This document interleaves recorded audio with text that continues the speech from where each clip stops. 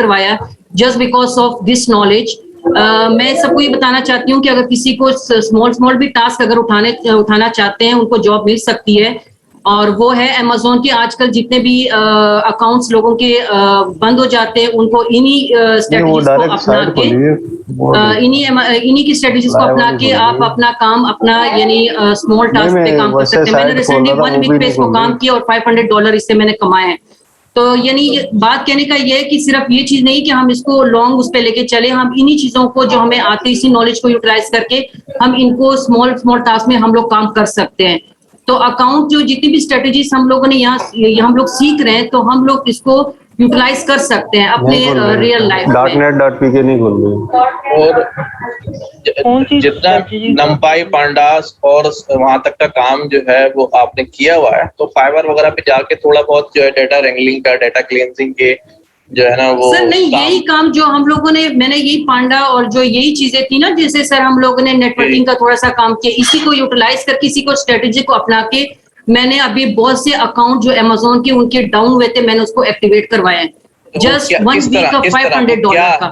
वो क्या strategy sir basically उसके सेलर अकाउंट में जितने इशू आते हैं, क्योंकि उनके पीछे सारी आर्टिफिशियल इंटेलिजेंस ही बैठी हुई है, उनके एल्गोरिथम हमें ज्यादा समझ आ जाती है, तो उनके जो आंसर देना सर ईच एंड एवरीथिंग उनको फॉलो करना वो हम इजीली कर सकते हैं सर, वो कोई और बंदा नहीं कर सकता। डिटेल बताए ना कि कैसे कर सकते हैं ये इन्होंने कहना चाह रहे हैं, मैं इसमें ऐड कर दूं, कहना इस तरह के कि भाई वो जो उनका अकाउंट रिजेक्ट हो रहा है, अब चूंकि आप मशीन लर्निंग के बंदे हैं ना, आपको पता है कि अब ये वहां बैठ के कोई बंदा नहीं कर रहा है रिजेक्ट, वो सारा जो है ना वो सिस्टम जो है ना वो कुछ पैरामीटर्स को देख रहा है, वेरिएबल्स को देख रहा है, उसके मुताबिक जो है ना वो डिसीजन ले रहा है।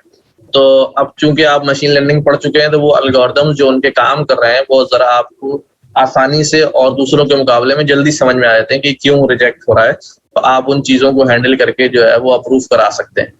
तो कोई खास मेरे ख्याल से स्ट्रेटजी नहीं है कि यार ये इस तरह, तो किसी का अकाउंट किसी रीजन की वजह से ब्लॉक हो गया, दूसरे का अकाउंट दूसरे रीजन की वजह से ब्लॉक हो गया, तो अब वो सिस्टम को वो रीजन कैसा लग रहा है, उसका जवाब कैसा देना चाहिए।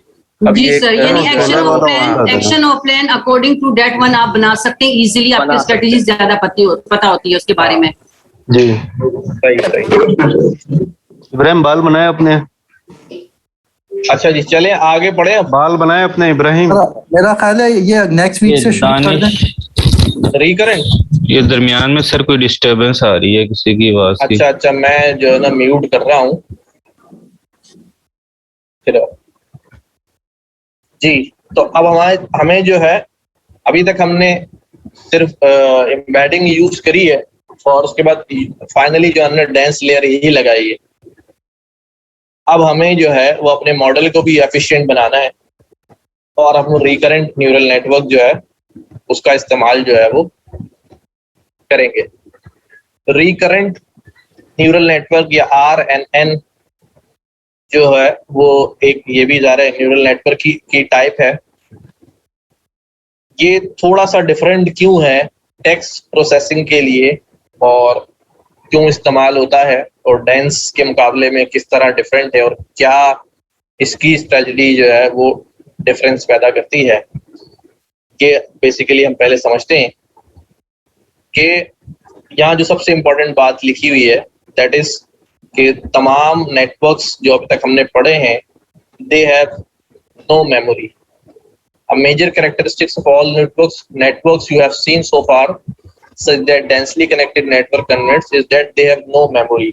इसका मतलब क्या है कि उनकी मेमोरी नहीं होती।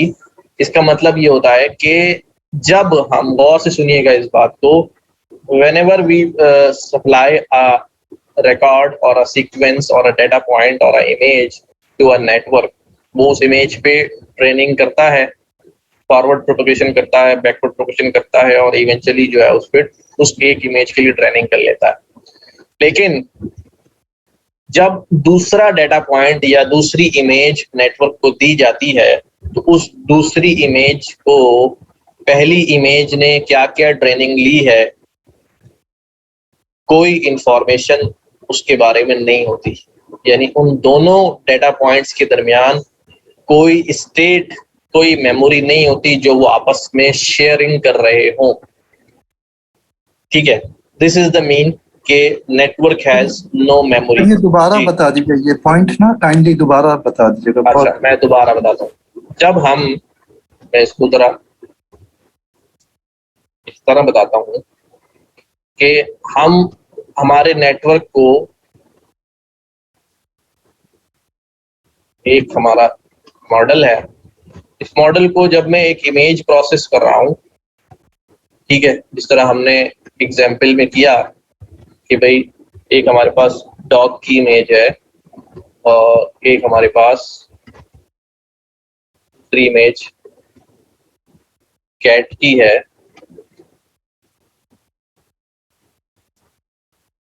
तब ये मॉडल जो है वो डॉग की इमेज प्रोसेस कर रहा है, ठीक है, और फॉरवर्ड प्रोपगेशन, फिर बैकवर्ड प्रोपगेशन, फिर फॉरवर्ड, फिर बैकवर्ड, और सारे वेट्स एडजस्ट करने के बाद इसकी ट्रेनिंग हो गई कि इसके साथ लेबल सप्लाई किया गया था कि इट्स अ डॉग, और ये इसका लेबल था, और ये भी जो है ना अपनी ट्रेनिंग करते करते करते आखिरकार इवेंचुअली इसने भी ये सीख लिया कि इट्स अ डॉग, कि जब ओरिजिनल वैल्यू और प्रेडिक्टेड वैल्यू क्या हो गई, बराबर आ गई, तो इट मीन्स इसकी ट्रेनिंग हो गई। अब ये सीख रहा है कि डॉग है। उसके बाद जब ये लर्निंग हो चुकने के बाद अब हमारे पास जो है, हम इसको अपने मॉडल को एक दूसरा डाटा पॉइंट जो है वो प्रोवाइड कर रहे हैं, एक दूसरा डाटा प्रोवाइड कर रहे हैं, दैट इज कैट। ये इस पे लर्निंग कर रहा है। अच्छा, अब जो इसने प्रीवियसली लर्निंग की थी यहाँ पर, इन दोनों लर्निंग्स के दरमियान कोई शेयरिंग नहीं है। डॉग पे उसने क्या लर्निंग की थी, क्या वेट्स थे, क्या लर्निंग की थी, वो कैट के साथ कोई शेयरिंग उसकी नहीं है। कैट की बिल्कुल सेपरेट लर्निंग हो रही है कैट के डेटा पॉइंट पे, और डॉग के डेटा पॉइंट पे बिल्कुल सेपरेट लर्निंग हो रही है, ठीक है।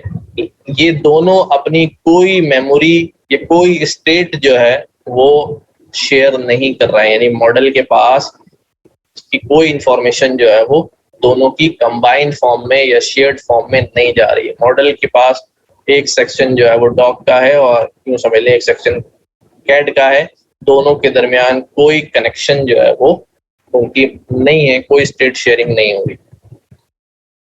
तो each input shown to them is processed independently with no state keep in between inputs.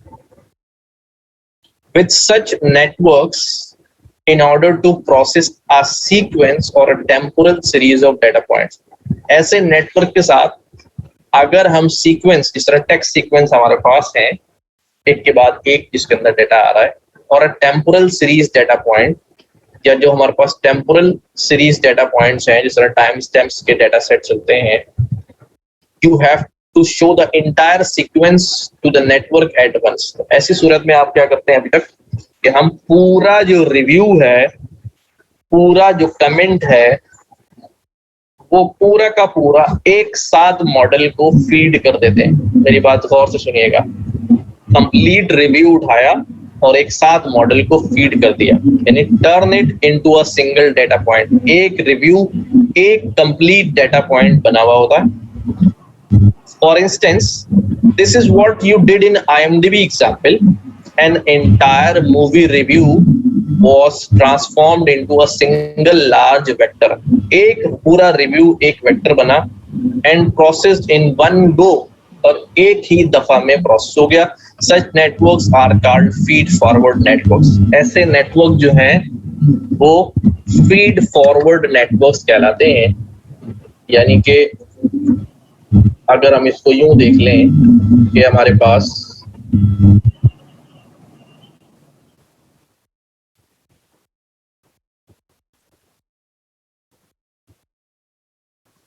की रिप्रेजेंटेशंस कुछ यूं बनती है, ये हमारे पास जो लेबल है, ये हमारे पास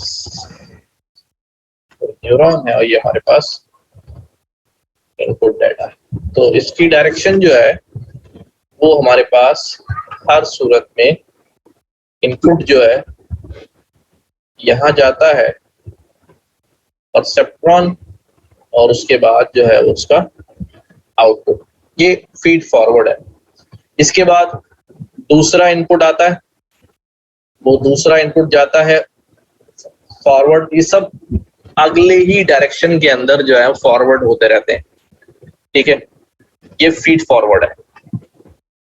इन कंट्रास्ट अब होता है, अब ये इंपॉर्टेंट बात अभी आ रही है, अभी तक हमने जितना भी रिव्यू का काम किया है उस सब के अंदर अभी ये बात हमने अभी फाइनल कर ली कि वो रिव्यू पूरा कमेंट जो है वो पूरा कमेंट एक बार पूरा सीक्वेंस जो है वेक्टराइज होती है और पूरी सीक्वेंस नेटवर्क को फीड कर दी जाती है और नेटवर्क उसके ऊपर जो है ना ट्रेंड होकर काम कर लेता है। अच्छा, फिर उसके अंदर होता ही है, उसके अंदर जो डिसीजन हो रहा होता है वो डिसीजन जो है वो किसी एक वर्ड की बुनियाद पे हो जाता है कि यार पॉजिटिव था या नेगेटिव था, पॉजिटिव वर्ड आ रहा है नेगेटिव वर्ड आ रहा है, पूरा रिव्यू उसकी बिहाफ पे जो है वो पॉजिटिव नेगेटिव हो जाता है।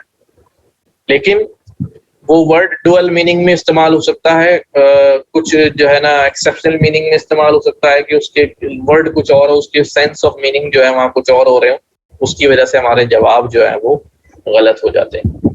ये कहता है in contrast as you are reading the present sentence, जो आप जुमला पढ़ रहे हैं, you are processing it word by word.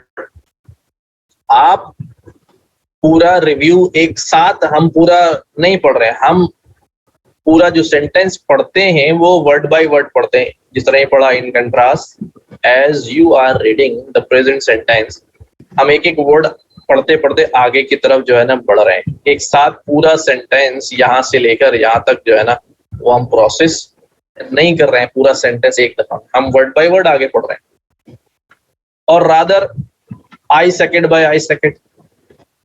अच्छा, while keeping memories of what came before, ये इंपॉर्टेंट बात है। किसी ने हाथ रेस किया है जी, अम्माद नदीम पूछे।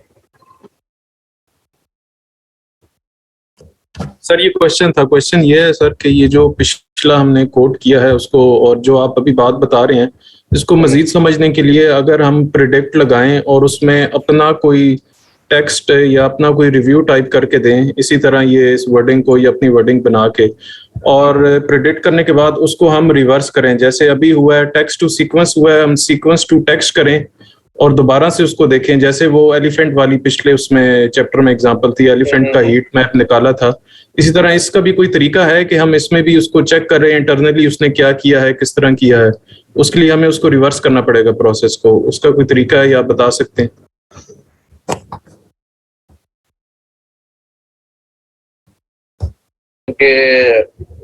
इमेजेस के केस में तो जो आउटपुट हमें नजर आ रहा होता है, पिक्सेल्स प्लॉट करके दिखा रहे होते हैं, तो वो हमें नजर आ जाता है कि यार ये जो है ना फला चीज की इमेज है, तो हमारा माइंड भी एक्सेप्ट कर लेता है हाँ ये फला चीज की इमेज है, कि हमें भी पिक्चोरियल नजर आ रही होती है। लेकिन जो वेक्टर्स नंबर्स की सूरत में अगर मैं रिवर्स करूंगा और नंबर्स ही नंबर्स नजर आएंगे तो वो हम उसको जो है ना वो गैस नहीं कर पाएंगे कि क्या हो रहा है, तो रिवर्स से काम यहाँ पे नहीं चलेगा।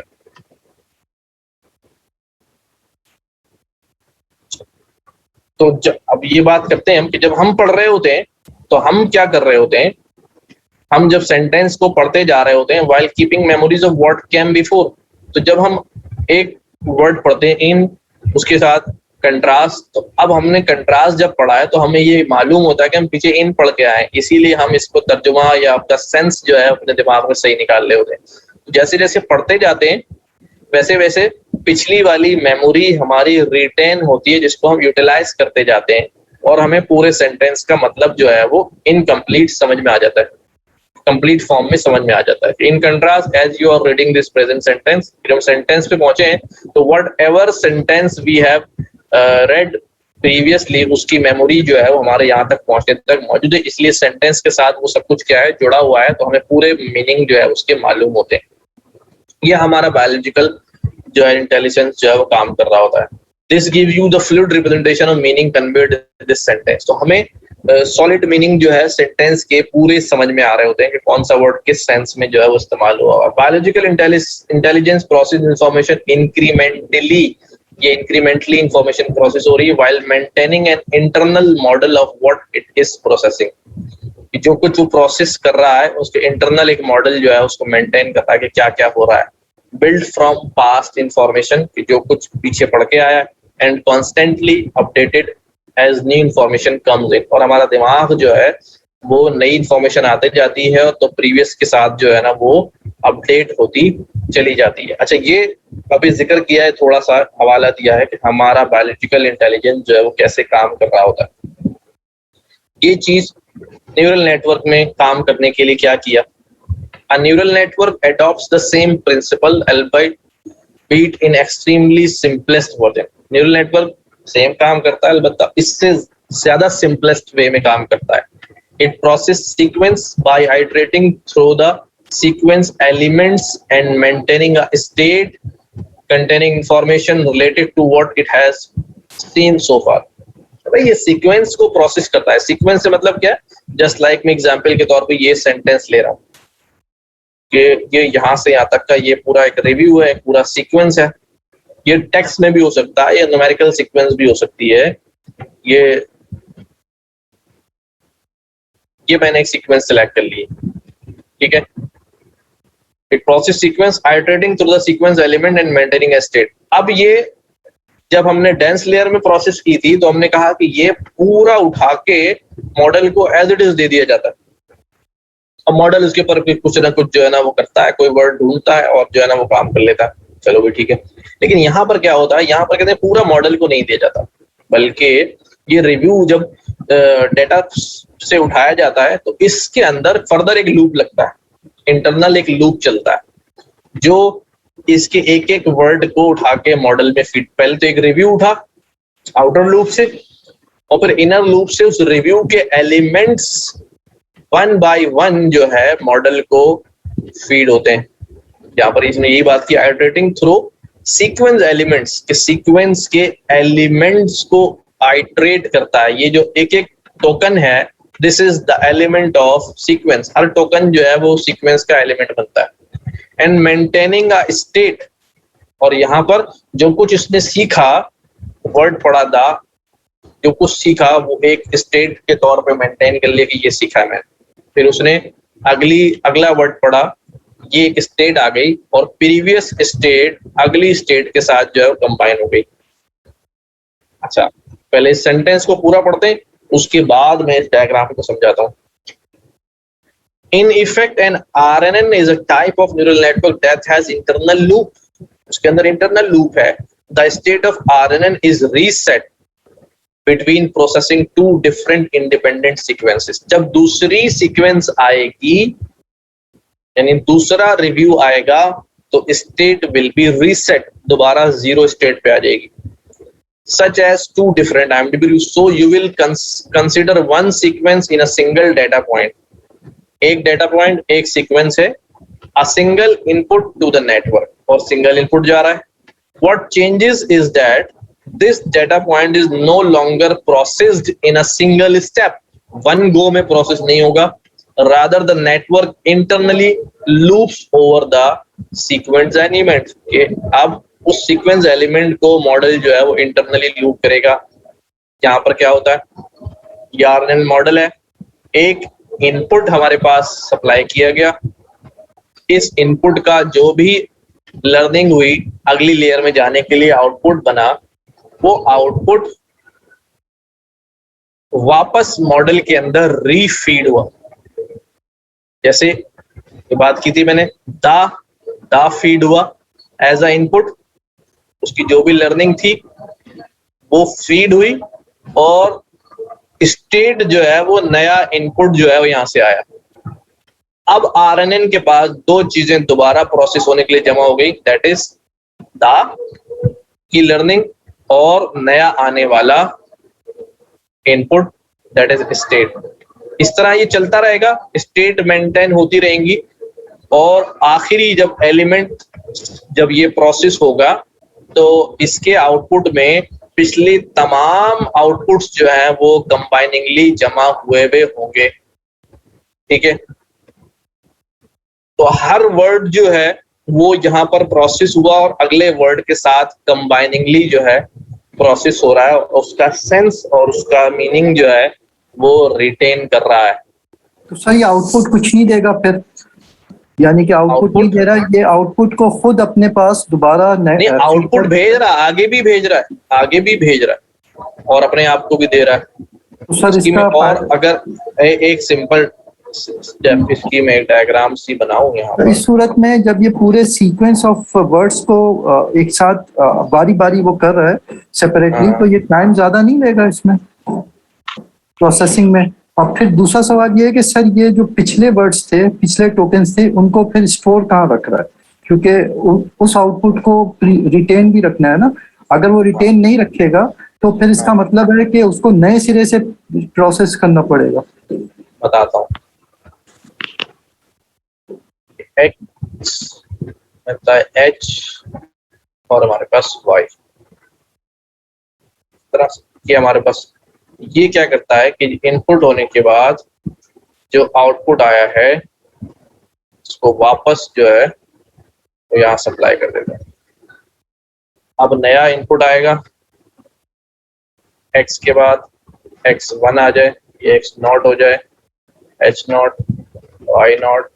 अब नया इनपुट आएगा तो ये इसका आउटपुट हो जाएगा। अच्छा, इसको अगर और सिंप्लीफाइड फॉर्म में देखूं कि जब पहला इनपुट जा रहा होगा तो हमारे पास इसको सप्लाई करने के लिए h नॉट है, h नॉट इनपुट को सप्लाई होगा, ठीक है। सॉरी, h नॉट जो है यहाँ पर बस h को सप्लाई होगा, यहाँ से इसके पास जो है वो इनपुट आएगा और ये हमारे पास जो है वो y दे देगा।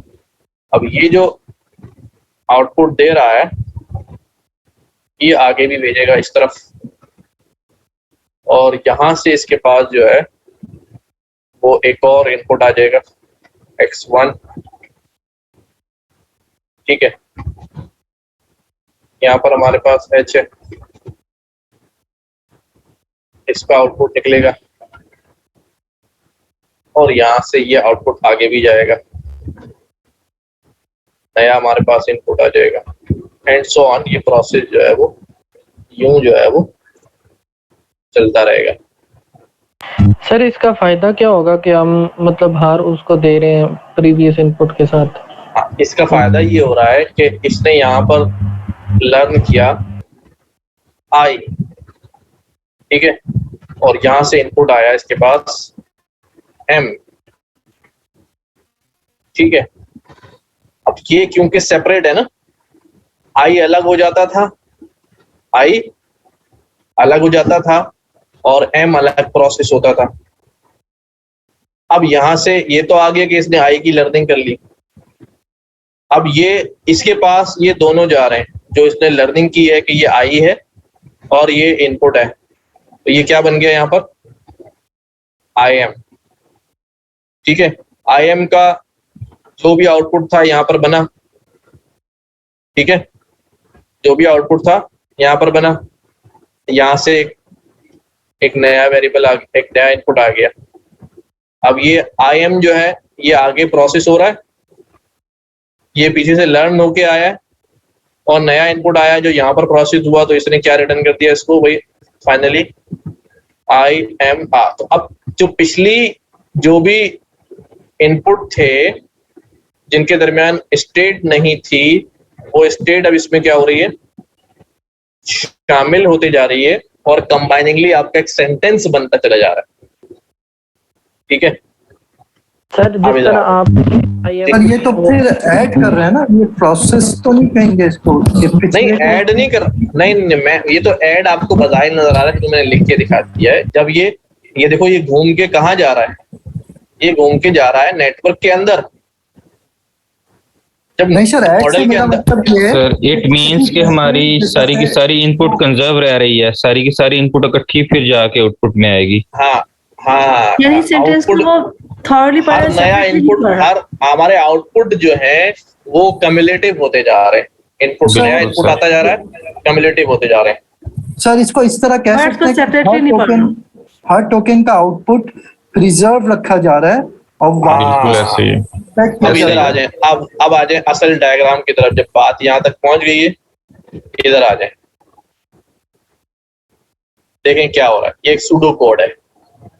इनिशियली स्टेट 0 है, इनपुट सीक्वेंस से आइटरेट किया, एक वर्ड आ गया यहाँ पर। अब इस इनपुट सीक्वेंस के साथ जो प्रीवियस स्टेट थी वो ऐड हो गई है, जमा हो गई और नई आउटपुट बन गई। और ये नया आउटपुट जो है उसने स्टेट लेवल को क्या कर दिया, अपडेट कर दिया। स्टेट 0 से अब यहाँ स्टेट कोई भी हो गई होगी। फिर नया सीक्वेंस आया, इनपुट इसमें से एक नया इनपुट निकला। अब स्टेट जो अपडेटेड स्टेट थी वो उसके साथ प्रोसेस हो रहा है इनपुट, ठीक है, और नया आउटपुट बना। और नया आउटपुट जो है ये फर्दर लेटेस्ट स्टेट हो गई जिसने स्टेट को असाइन कर दिया। इस तरह ये प्रोसेस जो है वो चलता जा रहा है। अच्छा, यहाँ पर आ जाए, more detail pseudo code, input sequence, ये एक्टिवेशन फंक्शन लगा हुआ। ये आपका पुरानी वाली एग्जांपल है कि इनपुट और डॉट डब्ल्यू के दरमियान डॉट प्रोडक्ट होगा, और ये आपके पास प्रीवियस वाला जो स्टेट थी वो ऐड हो रही है और आउटपुट बनता जा रहा है। सर हम इसे कह सकते हैं कि अपेंड कर रहा है प्रीवियस स्टेट को। हाँ हाँ हाँ, अपेंड का वर्ड यूज कर सकते हैं। अच्छा, ये यहाँ पर जो है इसकी एक पूरी नेटिव कोडिंग लिखी हुई है NumPy में, इसको छोड़ के मैं इधर आता हूँ। दिस इज, देखें क्या हो रहा है। इनपुट जा रहा है, यहां से ये इनपुट गया और इनपुट जाने के बाद ये आउटपुट निकला। अब जब नया इनपुट आया है तो पुराने आउटपुट की जो स्टेट मेंटेन थी, मेमोरी मेंटेन थी, वो नए इनपुट के साथ यहाँ पर क्या हो गई, कंबाइन हो गई। फिर इसका जो आउटपुट निकला वो आउटपुट भी अगले नोड के अंदर चला गया, दोबारा नेटवर्क के अंदर चला गया और यहाँ से इनपुट भी आ गया। तो अब इसकी स्टडी जो है वो कंबाइनिंग हो गई। तो ये जो स्टेट है ये अपनी प्रीवियस सारी स्टेट्स को मेंटेन कर रही है, लेटेस्ट जो है, ठीक है। कितनी भी स्टेट गुजार के आए होंगी, इस वाली स्टेट के अंदर ये it's a full representation of all previous states, ठीक है। ये सिंपल सा प्रोसेस है रिकरेंट का, लेकिन ये रियल लाइफ में इतना सिंपल होता नहीं है क्योंकि बहुत सारे इश्यूज मैथमेटिकली जो है यहाँ राइज हो जाते हैं, जो कि आगे डिस्कस होंगे। अच्छा, अब ये वाला पैराग्राफ पढ़ें, समझ में आएगी बात। To make this notion of loop and state clear, let's implement the forward pass for an this RNN tags. अच्छा, ये इंप्लीमेंटेशन ही है इसकी। ये वाला पैराग्राफ पढ़ लें।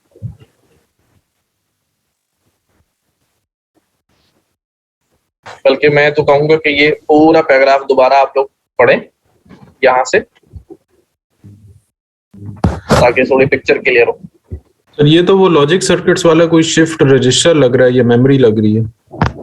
हाँ, लेकिन शिफ्ट नहीं हो रहा ना, इसमें शिफ्ट नहीं है, एज इट इज जो है ना वो कंबाइन हो रही है।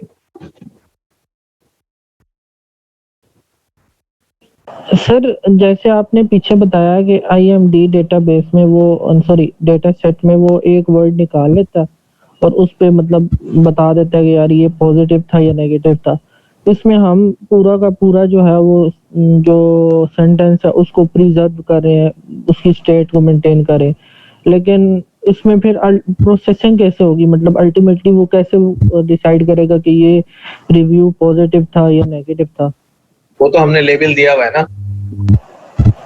नहीं, लेबल तो ठीक है, वो लेबल दिया हुआ है, लेकिन इन मॉडल के अंदर कैसे प्रोसेस करेगा उसको? मॉडल के अंदर नहीं, देखें मैं आपको बताता हूँ कि मेरे पास जो है ना वो मैं किसी चीज को देख रहा हूँ, ठीक है, मैं इस सेंटेंस को देख रहा हूँ, और एक तो ये है कि मैं इस न्यूरल के वर्ड को पढ़ के ये फैसला कर लूं कि ये न्यूरल नेटवर्क की बात हो रही है, ठीक है, ये तो मैं इसको क्लासिफाई कर दूंगा, this sentence belongs to neural network category. अच्छा, अब मैं क्या कर रहा हूं, मैं इसको पढ़ता जा रहा हूं और इनके दरमियान जो भी लर्निंग आ रही है, व्हाटएवर, मुझे नहीं पता क्या हो रही है, वो मैं मेंटेन करता, अभी फैसला नहीं कर रहा हूं, मेंटेन करता जा रहा हूं, तो मेरे पास एक चेनिंग बनती जा रही है, हर एक वर्ड की इन कंबाइनिंगली एक चेनिंग बनती जा रही है। तो एक बेसिकली एक लर्निंग की सीरीज, एक पैटर्न बनता जा रहा है। पहले हमारे पास वो पैटर्न नहीं बन रहा था। अच्छा, वो पैटर्न जो भी बन गया, वो पैटर्न जो भी बन गया, उसने जो भी लर्निंग कर ली, लेकिन इवेंचुअली हमने बताना तो खुद है ना कि ये पैटर्न किस कैटेगरी को मैप करता है, ये पॉजिटिव को मैप करता है या नेगेटिव को मैप करता है। ठीक है, मतलब इसमें होल सेंटेंस को लेके हम डिसाइड करेंगे कि वो पॉजिटिव है या नेगेटिव है। हाँ, होल सेंटेंस को लेके डिसाइड करेंगे, और इतना सिंपल है नहीं जितनी आसानी से मैं बता रहा हूँ। बहुत सारी कॉम्प्लेक्सिटीज जो है वो मैथमेटिकल और एल्गोरिथम लेवल के ऊपर है, जो यहाँ डिस्कस नहीं है क्योंकि एल्गोरिथम डिस्कस नहीं हो रहा है। मतलब बहुत सारा डेटा चाहिए होगा, बहुत सारा के मतलब बहुत सारे सेंटेंसेस चाहिए होंगे, फिर मॉडल भी काफी टाइम लेगा। हाँ, टाइम भी लेगा और जो है ना, और डेटा भी ज्यादा चाहिए होगा। लेकिन जो रिजल्ट्स हैं वो बहुत ही ज्यादा इम्प्रूव्ड फॉर्म के अंदर आएंगे। रिजल्ट्स जो है ना बहुत ही ज्यादा इम्प्रूव फॉर्म के अंदर आएंगे, क्योंकि पहले जो रिजल्ट गलत हो रहे थे किसी एक वर्ड की डिसीजन की वजह पे, वो काम जो है ना वो अब नहीं होगा। सर इमेजेस की सूरत में भी यही होगा। किसकी सूरत में? इमेजेस क्लासिफिकेशन जो कर रहे हैं हम डॉग और कैट की, उसकी सूरत में भी यही होगा। नहीं, डॉग और कैट का डेटा वो तो हम CNN यूज किया था ना। डॉग और कैट का जो डेटा है वो सीक्वेंस डेटा नहीं है। ठीक है सर, वो सीक्वेंस डेटा नहीं है, उसमें एक के बाद एक जो है ना वो चीज नहीं है, या टाइम स्टेप का डेटा नहीं है, डेट वाइज या सब भाई मिक्स कर गए। मूवी वगैरह का जो होगा वो होगा टाइम से। 1 बजे के बाद जो है ना समझ में कम आने लगता है। अच्छा, अभी हमने जो है बेसिकली जब इसकी मॉडिफाइड वर्जन पढ़ना है, जब हमने इसका हमने ये जो लेयर है ये सिंपल RNN की है, लेकिन वो कहता है कि सिंपल RNN जो है ना पॉसिबल बहुत कम होता है। क्यों? क्योंकि जब जुमला बहुत बड़ा होता है, एक रिव्यू के अंदर हमने क्या 100 वर्ड्स हैं, तो 100 स्टेट्स मेंटेन करते करते करते करते मॉडल जो है ना वो ग्रेडियंट वैनिशिंग प्रॉब्लम का शिकार हो जाता है, भूल जाता है वो। जिस तरह आप भी एक पैराग्राफ ऊपर से पढ़ना शुरू करें, आखिरी लाइन पे पहुंचे तो यू फॉरगेट के यार हमने ऊपर के पैराग्राफ में क्या पढ़ा था, ठीक है ना। तो उसके साथ भी ये प्रॉब्लम जो है वो आने लगता है। तो इस सिंपल RNN का तोड़ जो इंशाल्लाह हम अगली क्लास में कवर अप करेंगे, वो क्या है, वो है हमारे पास ये पहले सिंपल RNN इम्प्लीमेंट हुआ है, 88% तक आपको ले जाता है। वो है LSTM एंड गुरु लेयर, ये भी RNN की ही टाइप्स है। LSTM stand for long short term memory, NGRU तो गुरु कहते हैं। LSTM में तो फॉरगेट गेट भी होता है, वो फॉरगेट भी कुछ इन्फॉर्मेशन करता है। तो ये जो है ना वो लॉन्ग शॉर्ट टर्म मेमोरी, ये तो हम पढ़ेंगे, पहले स्ट्रक्चर समझेंगे, फिर इनकी इम्प्लीमेंटेशन कि किस तरह हम जो है टाइम सीरीज का प्रॉब्लम सॉल्व करते हैं, ये वाली एग्जांपल करेंगे LSTM में। कोशिश करें आप लोग थोड़ा सा इसको एक्सप्लोर करें, रिकरेंट नेटवर्क्स को देखें। सर अभी तो क्विज है ना, तो क्विज की तैयारी करेंगे, अभी ये तो नहीं पढ़ सकेंगे। नहीं ये भी पढ़े आप। 15-20 मिनट में आप कवर कर लेंगे, क्या मसला है। सही है, इतना इजी नहीं लग रहा ये चैप्टर थोड़ा डिफिकल्ट है। वैसे बहुत खौफनाक लग रहा है। डिफिकल्ट तो है, आगे मैंने अभी देखा नहीं है खैर। आगे अभी तो आपने वन डायरेक्शनल जो है ना यूनि डायरेक्शनल नेटवर्क पढ़े हैं, इसी के अंदर अभी आपके पास यहाँ पर जो है ना वो चीजें आ जाएंगी, that will be by directional और मल्टी मॉडल ले जो है ना, जो नेटवर्क आगे भी जा रहा होगा पीछे भी जा रहा होगा, और बहुत कुछ है, अभी परेशान नहीं हो। और लेकिन बस जो चीज लिखी हुई तहम्मुल से पढ़ें कि वो चीज मुझे समझ में आ रही, जुमला लिखा हुआ वो कॉन्सेप्ट मुझे क्लियर हो रहा है, दिमाग उसको एक्सेप्ट कर रहा है नहीं कर रहा। ये जो बात हो रही है। सर एक क्वेश्चन था इससे नेचुरल लैंग्वेज प्रोसेसिंग के हवाले जी जी जी। कि ये हम जो अभी तक देख रहे हैं ना, जिस तरह वो 1-0 में आपने कन्वर्ट किया या ये 1/1 वर्ड जो उठा सेट बना रहा है, तो इसमें कहीं ऐसी चीज आएगी आगे चल के कि ग्रामर को भी देखा जाएगा जिसकी मदद से हम किसी सेंटेंस को या पैराग्राफ को समझने की कोशिश करेंगे कि क्या रिव्यू नहीं उसके अंदर जो है ना, जो वैसा भी मैं बात कर रहा था ना यहाँ पर, कि बहुत सारे स्टॉप वर्ड्स और टॉप वर्ड्स ये होते हैं जो आर्टिकल्स हो गए, पंक्चुएशंस हो गई और सारी चीजें जो है ना, मैं बताता हूँ यहाँ पे एक तरह की प्रेस ही समझ ले हम किसी भी ऐसे की कंप्यूटर का बताया कि हाँ ये नेगेटिव रिव्यू है। हाँ मैं ये बता रहा हूँ, क्लीनिंग टेक्स्ट जब हम करते हैं ना, तो क्लीनिंग टेक्स्ट करते वक्त हम बहुत सारी जो वर्ड्स हैं, स्टॉप वर्ड्स और स्टेमिंग वर्ड्स, क्या चीज होती है कि बहुत सारे सिमिलर वर्ड्स होते हैं, जैसे किसी की जो है ना first form, second form, third form आ रही है, आईएनजी फॉर्म आ रही है, तो उन सबको वो एक फॉर्म में कन्वर्ट कर लेता है। ये रिपीटेड हो रहे हैं किसी उसमें, ये सारी चीजें करके ये तो सिमेंटिक है ना। हाँ, तो वो रिव्यू जो है वो जब आप ये सारी प्रोसेसिंग जब उस पर अप्लाई कर देते हैं तो वो जुमला पता नहीं क्या बन जाता है। शायद आपको पढ़ के समझ में भी ना आ रहा हो, क्योंकि हम नहीं पढ़ सकते ना आर्टिकल और पंक्चुएशन के बगैर अगर सेंटेंस लिखा हुआ हो तो, और वर्ड्स भी उसके जो है ना वो क्या कर दिए जाए, घुमा फिरा दिए जाए।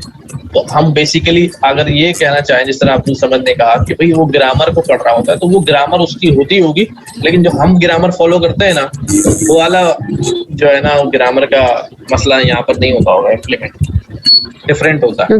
क्योंकि देखें रिव्यू कई तरह के होते हैं। मोस्टली हम बैंक की साइड पे या कोई चीज हमने खरीदी तो रिव्यू आए, अगर वो तो होना स्ट्रेट फॉरवर्ड, यस नो, आपने क्लिक किया, हाँ भी कस्टमर सर्विस कैसी थी, गुड, और फोन पे कैसा उन्होंने हैंडल किया, हम कहेंगे नो।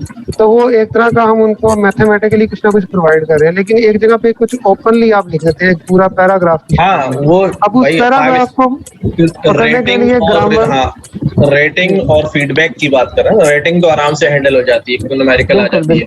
फीडबैक और फीडबैक जो है वो टेक्स्ट की सूरत में उसको प्रोसेस करना ज्यादा मुश्किल हो जाता है, तो वो फिर इसलिए उसमें फिर ग्रामर मेरे ख्याल से इन्वॉल्व होगी। मेरे ख्याल से ये सब हम सब के लिए ना एक रूम भी है कि हम अगर ग्रामर को थोड़ा सा समझ के लैंग्वेज की उसको कहीं ट्रांसफॉर्म करें इसी हैंडलिंग टेक्स्ट के अंदर, ये स्टेमिंग को होती है इम्प्लीमेंटेशन इसकी होती है, और आपको नजर आएगी एनएलपी में कि ग्रामर जो है ना, मतलब ग्रामर निकाले ही नहीं बल्कि ग्रामर ठीक भी करके देता है। जितनी आपकी एनएलपी के जो मॉडल अभी आप देख रहे हैं, ईमेल वगैरह लिखते वक्त आप गलती करते हैं, अंडरलाइन कर देता है, इवन कि आप वर्ड पे भी टाइप कर रहे होते हैं तो वो आपको ग्रामर मिस्टेक दिखा रहा होता है, सारी चीजें, तो वो प्रोसेस कर रहा होता है। एल्गोरिथम्स मिल सकते हैं वो कैसे बैकएंड पे काम कर रहे हैं? हाँ, मिल सकते हैं। ठीक है, थैंक यू। चलें इसको यहीं तक रखते हैं, अगली क्लास में इंशाल्लाह रिकरेंट और एलएसटीएम और गुरु जो है ना हमने खत्म करने। अभी क्लास लेंगे ट्यूसडे को। सर आप ट्यूसडे को रिव्यू क्लास लेंगे? इस ट्यूसडे आप लोग बता दो रिव्यू क्लास की जरूरत है क्या अभी? सर मैं एक बात कहना चाहती हूँ, रिव्यू क्लास तो हम नेक्स्ट टाइम पे लेंगे सर, वो अभी चैप्टर के एंड पे सर, चैप्टर के एंड पे कर लेंगे, ये सही है सर। डॉकर की क्लास हो सकती है यार? डॉकर अभी मेरे जो है ना वो हैंड्स ऑन नहीं पढ़ा हुआ है, मैंने आता सब है लेकिन मैं प्रैक्टिस में नहीं है, तो मैं इतना ज्यादा कमेंट नहीं कर पाऊंगा। इससे सिर्फ एक दिन में हमसे तो अच्छा ही होगा ना सर, हमें अगर एक दिन दे दें। वैसे ना वो वीडियोस अच्छी हैं, आप देख लें। वीडियोस तो बहुत अच्छी हैं यार, उसमें तो बड़ा बहुत अच्छी है, लेकिन मैंने अभी लिनक्स को देखा है, उसको भी एक दफा सही देखा है, लेकिन दोबारा बाद में देखेंगे। लेकिन मैं चाहती हूँ कोई एक क्लास में भी अगर सर इजीली करके बता देना तो मजा आ जाएगा, अच्छा लगेगा फिर। और अगर आप आज के लिए सर जिनको प्रॉब्लम है मैं कर सकता हूँ लिनक्स में भी और डॉकर में भी। चलें एक काम ये कर लेते हैं, फिर हम एक रिव्यू क्लास रख लेते हैं, और वो रिव्यू क्लास में ऑन तो कर दूंगा, शुरू कर दूंगा यहाँ अपने पास से। फिर ये अपना नाम बताइए, सॉरी मैं और मेरा नाम तो रिजवान है। हाँ, तो रिजवान भाई जो कह रहे हैं कि हेल्प कर देंगे डॉक्टर रिव्यू में, तो हम रिजवान से कहेंगे वो जो है ना डॉकर और लिनक्स जो है ना वो थोड़ा सा हेल्प आउट कर दें उसी क्लास में। ठीक है, ये तो सबसे अच्छी बात है। जो है इसके दरमियान टाइम बहुत ज्यादा, तो उस टाइम में अगर ये हमें लिनक्स और डॉकर का पता चल जाता हम उस टाइम प्रैक्टिस कर लेते। अभी ये ये क्वार्टर्स के दरमियान जो था टाइम, अच्छा, उसमें भी अभी नेक्स्ट क्वार्टर के लिए अगर आप पहले से हमें वर्क दे देना, 1-1.5 महीना होता है उसमें बंदा भी प्रैक्टिस कर सकता है और चीजों की। नहीं उसमें तो इंशाल्लाह यस सर, ये बात सही है इनकी कि वाकई ना अगर दरमियान में अगर थोड़ा टाइम होता है उसके दरमियान अगर बता दिया जाए कि ये चीजें आपने खुद करनी है तो वो हम कर सकते हैं। ये सिलेबस में मेंशन है कि हमने ये खुद ही करनी है, ये तो पहले बता दिया होगा। ये सिलेबस में मेंशन है, लेकिन क्लास का टाइम बता दीजिएगा व्हाट्सएप पे और टाइमिंग और डे। ठीक है, मंगल को रखते हैं 10 बजे इंशाल्लाह। ठीक है सर, इंशाल्लाह रात को सर। हाँ जी, रात। ठीक है सर, बहुत शुक्रिया sir, thank you so much. Okay जी, ओके सर। अल्लाह सर ये मंगल को लिनक्स की होगी या दोनों की होगी? अब वो देख लेंगे ना, उसी वक्त देख लेंगे ना। अभी लिनक्स पहले करेंगे। ये ना हो कि लिनक्स पहले करवा दें और डॉकर हमें मैं डॉकर समझना चाहती हूँ। मेरा ख्याल है कि वो मेरा ख्याल है लोग एब्जॉर्ब नहीं कर पाएंगे दोनों को एक साथ। एक जी हाँ, तो एक दिन डॉक्टर का कर लें। इस वीक लिनक्स कर लें, उसके बाद एग्जाम होगा तो उसके बाद वो कर लें। पहले लिनक्स का एग्जाम्स हैं तो इसलिए लिनक्स कर लिया जाए पहले, बाद में फिर डॉकर्स का देख लेंगे। बिल्कुल ठीक है, ये ठीक है कि पहले लिनक्स में बाद में डॉकर। मैं ग्रुप में अपनी जूम आईडी शेयर कर दूंगा, टाइमिंग आप सब डिसाइड करके बता दीजिएगा, इवनिंग में ज्यादा बेहतर है। तो ठीक है, मैंने कहा है ना ट्यूसडे को 10 बजे, तो सर की बात सुन लेते हैं, 10 बजे ट्यूसडे को करेंगे। और सर जूम आईडी दे रहे और आप उधर आ जाइएगा। ठीक है, कोई मसला नहीं।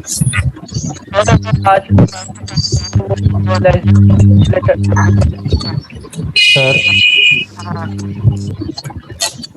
हाँ जी सर, ये पूछना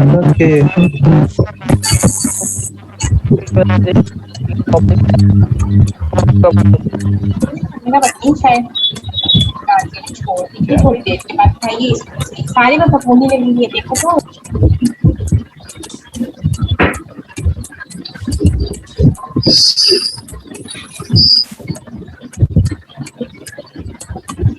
चलें जी, ओके, अल्लाह हाफ़िज़। सर एक आइडिया तो देते जाए। बोले सर बेसिकली अभी हम वीक में यही क्लासेस ले रहे हैं और बकाया दिन फ्री हैं, तो हमें कोई एक ये बता दें कि हम अपवर्क पे ना मेरा अकाउंट बना हुआ है, तो कोई एक छोटे छोटे प्रोजेक्ट का नाम बता दें, कैसे सर्च किया करूं कि मुझे काम मिलना स्टार्ट हो जाए। अपवर्क पे आप और data wrangling, data cleansing, data visualisation इसके नाम से सर्च करें। सर सॉरी, एक दफा दोबारा लिखवा दें डाटा।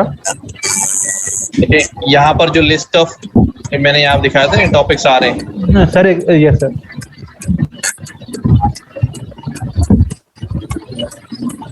डेटा रैंगलिंग आप कर सकते हैं,